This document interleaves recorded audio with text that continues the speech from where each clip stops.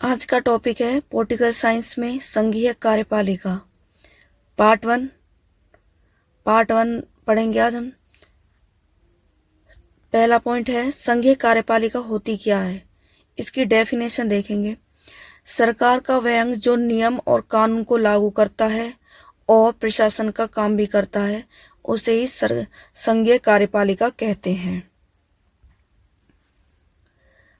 संघीय कार्यपालिका में कौन आते हैं? राष्ट्रपति और उपराष्ट्रपति। तो आज हम राष्ट्रपति के बारे में पढ़ेंगे। खाली राष्ट्रपति के क्या कार्य हैं। क्वेश्चन नंबर 1 बनता है, नाममात्र का मुखिया कौन होता है? नाममात्र का मुखिया कौन होता है? तो आंसर है राष्ट्रपति। कैसे भाई? नाममात्र का मुखिया इसलिए कहते हैं, सारी शक्तियां तो इसी के हाथों में होती हैं देश को चलाने की, लेकिन उन शक्तियों को इस्तेमाल कौन करता है? प्रधानमंत्री करता है। तो इसलिए इसको नाममात्र का मुखिया कहते हैं। जैसे इसमें डेफिनेशन में बताया है, प्रधानमंत्री मंत्रिपरिषद का नेता होता है, राष्ट्रपति केवल नाममात्र का शासक होता है भाई। जबकि प्रमुख कार्यकारी शक्तियां प्रधानमंत्री में निहित होती हैं, अर्थात राष्ट्रपति राष्ट्र का प्रमुख होता है, जबकि प्रधानमंत्री सरकार का प्रमुख होता है। इसलिए सारी शक्तियां प्रधानमंत्री के हाथों में होती है। नाम तो इसके चलती है राष्ट्रपति के, लेकिन करता कौन हो शक्तियों का इस्तेमाल? प्रधानमंत्री। इसलिए इसको नाम मात्र का मुखिया कहा जाता है। क्वेश्चन नंबर 2, देश का वास्तविक मुखिया कौन होता है? अब है वास्तविक मुखिया, तो वो कौन है? प्रधानमंत्री। कैसे? क्योंकि जितनी शक्तियां होती हैं देश को चलाने की, वो सारी शक्तियां किसके हाथों में होती हैं? प्रधानमंत्री के हाथों में। इसलिए इसको वास्तविक मुखिया कहा जाता है। क्वेश्चन नंबर आगे, देश का संवैधानिक प्रधान कौन होता है?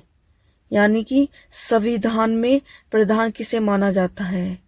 तो आंसर राष्ट्रपति को, क्योंकि ये देश का प्रथम नागरिक है, इसलिए संविधान में इसको प्रधान माना गया है।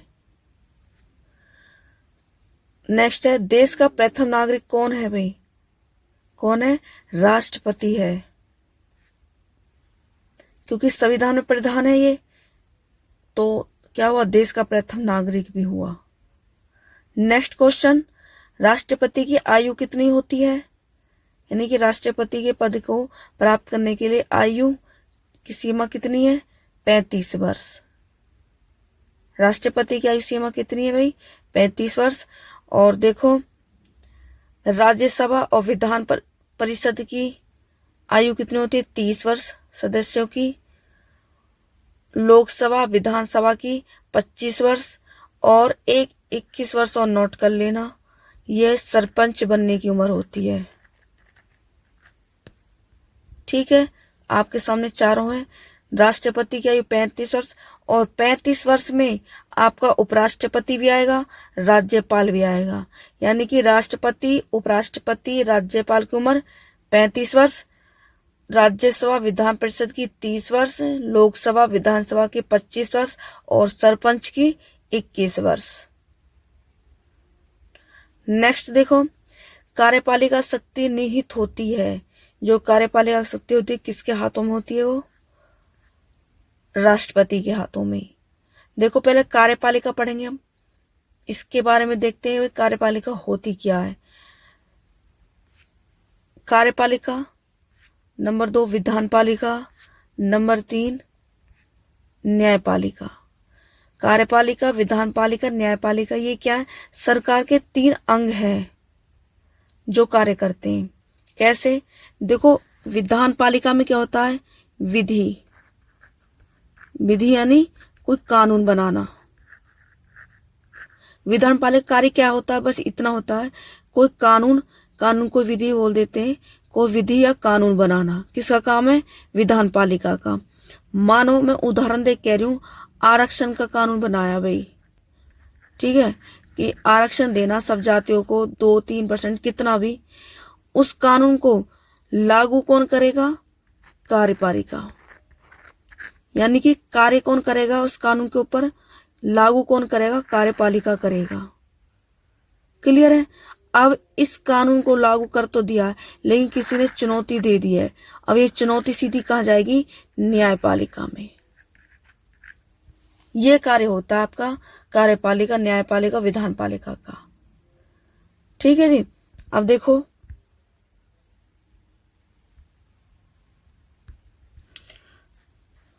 क्लियर है इतना? अब देखो कार्यपालिका में कौन कौन आते हैं? केंद्र सरकार और राज्य सरकार। ठीक है जी। कार्यपालिका में दो चीज होती है, केंद्र सरकार और राज्य सरकार। अब केंद्र सरकार में कौन आते हैं? राष्ट्रपति, प्रधानमंत्री और आपकी मंत्री परिषद। ठीक है। और क्या आता है? मंत्री परिषद में कौन सी होती है? कैबिनेट मंत्री, राज्य मंत्री, उप मंत्री। केंद्र में ये आते हैं। अब देखो राज्य में कौन कौन से लोग आते हैं? राज्यपाल आता है आपका, मुख्यमंत्री और मंत्री परिषद होता है। केंद्र में तो ये कार्य करते हैं और राज्य में ये कार्य करते हैं। ठीक है। इसलिए कार्यपालक शक्ति किसके हाथों में होती है? राष्ट्रपति के हाथों में होती है। नेक्स्ट देखिए, राष्ट्रपति के चुनाव में कौन भाग लेता है? जब राष्ट्रपति का चुनाव होता है तो उसमें कौन कौन भाग लेता है? पॉइंट नंबर 1, लोकसभा के निर्वाचित सदस्य। भाई इस पे फोकस करना, निर्वाचित सदस्य यानी कि लोकसभा में चुने हुए लोग हैं वो भाग लेंगे, क्योंकि ऑप्शन वाला आपको लोकसभा के सदस्य भी देगा और लोकसभा के दूसरे ऑप्शन में निर्वाचित सदस्य भी देगा। इसलिए लोक निर्वाचित पर फोकस कर रही हूँ, क्योंकि कभी आप भूल जाओ, लोकसभा के निर्वाचित सदस्य भाग लेते हैं राष्ट्रपति के चुनाव में। पॉइंट नंबर 2, राज्यसभा के निर्वाचित सदस्य भाग लेते हैं। पॉइंट नंबर 3, विधानसभा के निर्वाचित सदस्य भाग लेते हैं। पॉइंट नंबर 4, दिल्ली पांडिचेरी विधानसभा के निर्वाचित सदस्य भाग लेते हैं। ठीक है। ये तो हमारी 2 केंद्र शासित प्रदेश है, लेकिन इसमें विधानसभा है, इसलिए के निर्वाचित सदस्य ये भी भाग लेते हैं। क्लियर है? ये 4 चीजें भाग लेती है, तब क्या होता है? राष्ट्रपति का चुनाव होता है। और याद रखना, जिस पर मैंने अंडरलाइन किया है, ये निर्वाचित सदस्य ही भाग लेते हैं चुने हुए राष्ट्रपति के चुनाव में। अगला पॉइंट देखिए, नेक्स्ट, भारत में राष्ट्रपति का चुनाव अप्रत्यक्ष होता है। इस पे फोकस करना, अप्रत्यक्ष। कैसे अप्रत्यक्ष होता है? भाई देखो, जब चुनाव होते हैं तो जनता भाग लेती है चुनावों में और वोट डाल के अपना नेता चुनती है, लेकिन राष्ट्रपति का चुनाव क्या होता है? अप्रत्यक्ष होता है। इसमें जनता भाग नहीं लेती, इसलिए जिसमें जनता भाग नहीं लेती उस चुनाव को अप्रत्यक्ष कहते हैं, इसलिए इसे राष्ट्रपति का चुनाव बोलते हैं। आपने ऊपर देख लिया है, लोकसभा के निर्वाचित सदस्य लेते हैं, राज्यसभा के लेते हैं, विधानसभा के लेते हैं, दिल्ली और पांडिचेरी के लेते हैं, लेकिन आम जनता जो हम लोग हैं, हम वोट नहीं डालते। तो राष्ट्रपति का चुनाव कैसा होता है? अप्रत्यक्ष होता है। अगला पॉइंट, नेक्स्ट पॉइंट देखो आप, 50 सदस्य प्रस्तावक और 50 सदस्य अनुमोदक।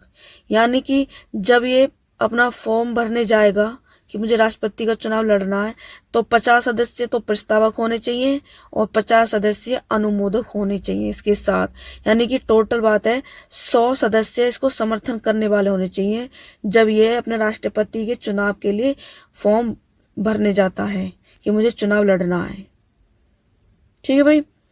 एक और इम्पोर्टेंट बात है, एकल संक्रमण मत प्रणाली द्वारा राष्ट्रपति का चुनाव कैसे होता है? एकल संक्रमण मत प्रणाली द्वारा। ठीक है जी, आगे बढ़ते हैं। नेक्स्ट देखो, कितनी बार राष्ट्रपति बन सकता है? कितनी बार? कितनी भी बार। यानी कि भारत में कितनी बार राष्ट्रपति बनते हैं? अमेरिका की तरह नहीं, अमेरिका में एक व्यक्ति 2 बार राष्ट्रपति बनता है, उसके बाद नहीं। और भारत में कितनी बार? कितनी भी बार बन जाओ, अनगिनत, कोई रोक नहीं है बनने के लिए। सेकंड है, राष्ट्रपति से संबंधित मामला कहा जाता है। देखो ध्यान करना, राष्ट्रपति से संबंधित मामला यानी कि वो राष्ट्रपति है, अपने पद पर है, तो उस पर कोई मामला हुआ है, उस पर कोई आरोप लगाया गया है, तो वो मामला जाएगा कहाँ भाई? आंसर है उसका संसद में। ठीक है, जैसे उस पर महाभियोग लगाते हैं। महाभियोग होता क्या है, देखो आपको मैं समझाती हूँ। महाभियोग क्या होता है, दो सदन होते हैं आपके, लोकसभा और राज्यसभा। अगर इनको प्रॉब्लम है कुछ कि राष्ट्रपति अपने पद पर होते हुए भी ढंग से कार्य नहीं कर रहा या कुछ भी, तो ये क्या करेंगे, 1/4 सदस्य आरोप लगाएंगे राष्ट्रपति पे, भाई इन्होंने ये काम नहीं किया। मैं एग्जाम्पल उदाहरण दे के बता रही हूँ। 1/4 सदस्य क्या करेंगे, आरोप लगाते हैं, और 1/4 सदस्य दोनों सदन में कोई भी हो, अगर ये आरोप लगाएगा तो इसके 1/4 सदस्य होने चाहिए, ये आरोप लगाएगा इसके 1/4 सदस्य होने चाहिए। कोई भी सदन लगा रहा हो आरोप, तो कोई भी सदन उसके 1/4 सदस्य होने चाहिए, सिग्नेचर करके भाई हम राष्ट्रपति पर आरोप लगा रहे हैं। ठीक है, और भाई दूसरी बात यह है, अगर वो आरोप लगा रहे हैं 1/4 सदस्य, तो ये राष्ट्रपति को पता लगना चाहिए कितने दिन पहले, 14 दिन पहले पता लगना चाहिए कि उस पर कोई आरोप लगा रहा है, दोनों सदन में से कोई आरोप लगा रहा है। कितने दिन पहले पता चल जानी चाहिए, 14 दिन। दूसरी बात, पहली बात तो ये थी 1/4 सदस्य होने चाहिए आरोप लगाने के लिए। कोई भी सदन हो, लोकसभा हो या राज्यसभा हो, दोनों में से कोई भी सदन आरोप लगा रहा हो, लेकिन 1/4 सदस्य के सिग्नेचर होने चाहिए कि हम आरोप लगा रहे हैं। दूसरा पॉइंट बनता है 14 दिन पहले बता देना चाहिए। तीसरा पॉइंट बनता है 2/3 बहुमत। 2/3 बहुमत से अगर लोकसभा में गया है, ये भी हमने राष्ट्रपति पर आरोप लगाया, तो 2/3 बहुमत से लोकसभा के सदस्य सिग्नेचर करेंगे। फिर जाएगा किसमें, राज्यसभा में, तो 2/3 सदस्य इसके सिग्नेचर करेंगे। जब 2/3 लोकसभा के और 2/3 राज्यसभा दोनों के सदस्य सिग्नेचर करेंगे, तब राष्ट्रपति पर महाभियोग लगाया जाएगा। उसी दिन राष्ट्रपति अपने पद को त्याग देगा, यानी खाली कर देगा। 3 बात है, बस इस बात को ध्यान रखना। अगर आरोप लगाएंगे, कोई भी सदन आरोप लगा रहा हो, कोई भी राज्य लगा रहा हो या लोग, तो 1/4 सदस्य तो आरोपित होने सिग्नेचर करने चाहिए भी हम आरोप लगा रहे हैं। दूसरी बात, 14 दिन पहले पता होना चाहिए भी राष्ट्रपति पर आरोप लगा दिया राष्ट्रपति को। और फिर तीसरा, 2/3 सदस्य लोकसभा के, 2/3 सदस्य राज्यसभा के, दोनों मिलकर अगर उस आरोप पर लगाए हुए आरोप पर सिग्नेचर करते हैं कि हमने राष्ट्रपति पर आरोप लगाया है, तो क्या होता है, राष्ट्रपति पर आरोप या महाभियोग लग जाता है और उसी दिन वह अपने पद को खाली कर देता है। ये होता है महाभियोग। ठीक है जी, तो आपको समझ में आ गया, ये होता है महाभियोग। लेकिन अभी तक ऐसा हुआ नहीं है कि किसी राष्ट्रपति पे महाभियोग लगा हो। ये एक बार और पढ़ लेना। डेफिनेशन है महाभियोग की, जो मैंने बताई है वो सारी हैं, आप देख लेना। नेक्स्ट देखिए, राष्ट्रपति के निर्वाचन से संबंधित मामला कहाँ जाता है। अब देखो, राष्ट्रपति के निर्वाचन यानी कि चुनाव चल रहे हैं, अभी वो राष्ट्रपति नहीं बना है, तो उससे संबंधित मामला कहाँ जाएगा। अपने पद पर नहीं है, लेकिन चुनाव चल रहे हैं, निर्वाचन हो रहा, निर्वाचन मतलब चुनाव चल रहे हैं, अभी अपने पद पे नहीं है, तो उससे संबंधित मामला कहाँ जाएगा भाई, उच्चतम न्यायालय में। नेक्स्ट क्वेश्चन है, प्रथम राष्ट्रपति कौन था, डॉक्टर राजेंद्र प्रसाद। नेक्स्ट है, प्रथम महिला राष्ट्रपति कौन थी, आंसर प्रतिभा सिंह पाटिल। नेक्स्ट देखिए, आम सहमति से चुने जाने वाले व्यक्ति, आम सहमति से कौन से हैं, नीलम संजीवा रेड्डी। देखो ये सारे राष्ट्रपति अब तक के, पहला आपका राजेंद्र प्रसाद जो 2 बार राष्ट्रपति बन चुके हैं। ये है आपके सर्वपल्ली राधाकृष्णन जो 1 बार राष्ट्रपति और 1 बार उपराष्ट्रपति के पद पर भी रहे हैं। जाकिर हुसैन जो प्रथम मुस्लिम राष्ट्रपति हैं। वीवी गिरी वीवी गिरी जिसकी दूसरे चक्र की मतगणना करनी पड़ी, ये वाले। फरुखुद्दीन अली अहमद, ये जब इमरजेंसी लागू हुई थी उस टाइम के राष्ट्रपति हैं। नीलिमा संजीवा रेड्डी जो आम सहमति से चुने गए थे। ज्ञानी जेल सिंह जिसने जे वीटो पावर का प्रयोग किया था, जो राष्ट्रपति के पद पर थे, जे वीटो को पावर जब डाक घर मामला आया था। और एपीजे अब्दुल कलाम जिन्हें मिसाइल मैन कहा जाता है। प्रतिभा सिंह पाटिल जो प्रथम महिला राष्ट्रपति हैं। ये सारे हैं, इनको देख लेना। नेक्स्ट क्वेश्चन है, लगातार 2 बार राष्ट्रपति कौन थे? तो डॉक्टर राजेंद्र प्रसाद, ये 2 बार राष्ट्रपति बने थे। दूसरे चक्र की मतगणना किसकी हुई थी? वीवी गिरी। तो दूसरे चक्र मतगणना किसकी हो गई थी? वीवी गिरी। नेक्स्ट, निर्विरोध चुने गए प्रथम राष्ट्रपति यानी कि आम सहमति से चुने गए राष्ट्रपति कौन थे? नीलम संजीवा रेड्डी थे आपकी। नेक्स्ट क्वेश्चन है, भारत का प्रथम मुस्लिम राष्ट्रपति कौन था? Doctor Zakir Hussain. Next question, राष्ट्रपति के चुनाव में कौन भाग लेता है भाई? लोकसभा, राज्यसभा, राज्यसभा की विधानसभा, दिल्ली और पांडिचेरी। नेक्स्ट है, राष्ट्रपति की नियुक्ति कौन करता है? आंसर, उच्चतम न्यायालय का मुख्य न्यायाधीश। नेक्स्ट, किसका वेतन आयकर से मुक्त होता है यानी कर नहीं देना पड़ता? वो है राष्ट्रपति का वेतन आयकर से मुक्त होता है। राष्ट्रपति किसकी नियुक्ति करता है? देखिए, राष्ट्रपति प्रधानमंत्री की, मंत्रिपरिषद के अन्य मंत्री की, भारत का महान्यायवादी की, नियंत्रण महालेखा परीक्षक की, उच्चतम न्यायालय के न्यायाधीश की, राज्य के राज्यपाल, उच्च न्यायालय के न्यायाधीश की। ये 2 बहुत ज्यादा इंपॉर्टेंट है भाई, इस दोनों पे बहुत ज्यादा फोकस करना आपको। 6 और 7 पॉइंट पे राज्य के राज्यपाल की और उच्च न्यायालय के न्यायाधीश की। संघ लोक सेवा आयोग के अध्यक्ष और सदस्य, वित्त आयोग के अध्यक्ष, मुख्य न्यायायुक्त के, तीनों सेनाओं के अध्यक्षों की नियुक्ति करता है ये। तो इन दोनों पे ज्यादा फोकस करना। राज्य के राज्यपाल की नियुक्ति कौन करता है? राष्ट्रपति। उच्च न्यायालय के न्यायाधीश की कौन करता है? राष्ट्रपति करता है। राष्ट्रपति किसकी नियुक्ति करता है? आपको दिखा दें सारे पॉइंट। अध्यादेश जारी करने की शक्ति किसके हाथों में होती है?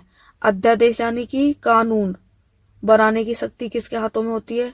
राष्ट्रपति के हाथों में होती है। जेबी वीटो अधिकार किसके हाथों में होता है? जेबी वीटो का अधिकार राष्ट्रपति के हाथों में होता है। एक डाकघर का मामला आया था जब उस समय के राष्ट्रपति ज्ञानी जेल सिंह थे, तो उन्होंने क्या किया, उस मामले को अपनी जेब में रख लिया और ऐसे ही रफा दफा कर दिया। तो जे वीटो का अधिकार किसके हाथों में? राष्ट्रपति के हाथों में होता है।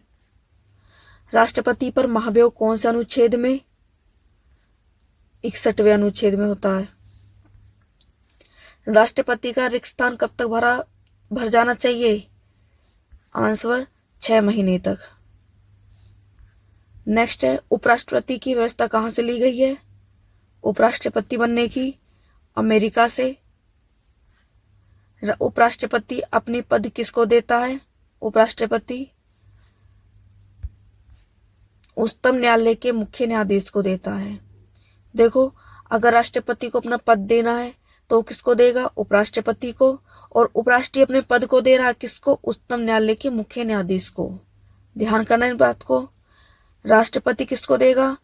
अगर राष्ट्रपति का पद खाली है तो उस पद पर कौन कार्य करेगा? उपराष्ट्रपति।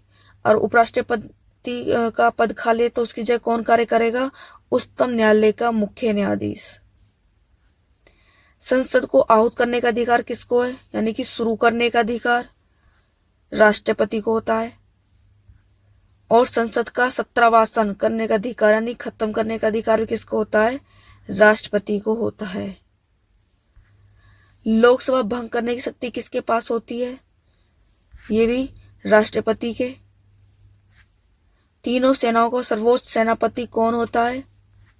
राष्ट्रपति होता है। तो थैंक यू। पार्ट 1 में ये सेकंड पार्ट बनाएंगे आपके लिए, उसमें नए क्वेश्चन मिलेंगे।